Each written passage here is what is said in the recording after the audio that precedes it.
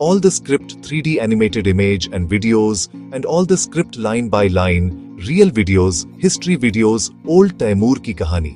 दुनिया का सबसे निर्दयी विजेता। कहते हैं इतिहास में जितने भी शासक हुए उनमें कुछ ऐसे थे जिनका नाम सुनकर ही लोग कांप उठते थे। उनमें से एक था तैमूर, जिसे दुनिया तिमुर द लेम या तमरलेन के नाम से भी जानती है। उसका जन्म 1336 में आज के उज्बेकिस्तान के पास हुआ था। तैमूर बचपन से ही चालाक, महत्वाकांक्षी और बेहद निर्दयी था। उसके पैर में बचपन में लगी एक चोट ने उसे लंगड़ा बना दिया, इसलिए लोग उसे तैमूर लंग कहने लगे। लेकिन इस लंगड़े आदमी के सपने इतने बड़े थे कि उसने पूरे एशिया को हिलाकर रख दिया। विजय की प्यास तैमूर का मानना था कि उसे खुदा ने दुनिया जीतने के लिए भेजा है। उसने छोटी छोटी सेनाएं बनाकर मध्य एशिया के कई इलाकों पर कब्जा करना शुरू किया। धीरे धीरे उसकी ताकत इतनी बढ़ी कि उसने फारस, ईरान, अफगानिस्तान, इराक, सीरिया, तुर्की और यहाँ तक कि भारत तक को लूट लिया।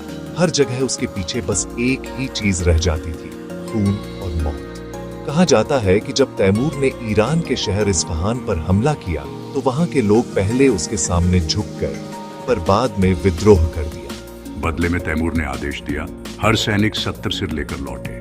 और कुछ ही दिनों में 70,000 सिरों के पहाड़ बना दिए गए। दिल्ली का कहर 1368। फिर आई वो तारीख जिसने भारत को हिला दिया। 1359 साल। तैमूर की नजर अब दिल्ली पर थी। उस समय दिल्ली में सुल्तान नासिरुद्दीन महमूद तुगलक का शासन था। तैमूर ने अपनी विशाल सेना के साथ भारत की सीमाओं को पार किया। रास्ते में उसने सैकड़ों गांवों को जला डाला, हजारों निर्दोषों को मारा और महिलाओं बच्चों को कैद कर लिया। जब वह दिल्ली पहुंचा तो महल से लेकर मस्जिद तक सब कुछ खून में डूब गया। इतिहासकारों के अनुसार सिर्फ दिल्ली में ही लगभग 1 लाख से ज्यादा लोगों का कत्लेआम हुआ था। शहर की सड़कों पर लाशों का अंबार लग गया था। विजेता लेकिन सभ्यता का दुश्मन तैमूर खुद को खुदा का योद्धा कहता था, लेकिन उसकी लड़ाइयां अक्सर सत्ता, सोना और शोहरत के लिए होती थी। कहा जाता है कि जहां जहां तैमूर गया वहां शहर खंडहर बन गए। लेकिन दिलचस्प बात यह है कि वह सिर्फ योद्धा नहीं बल्कि कला और वास्तुकला का भी बड़ा प्रेमी था।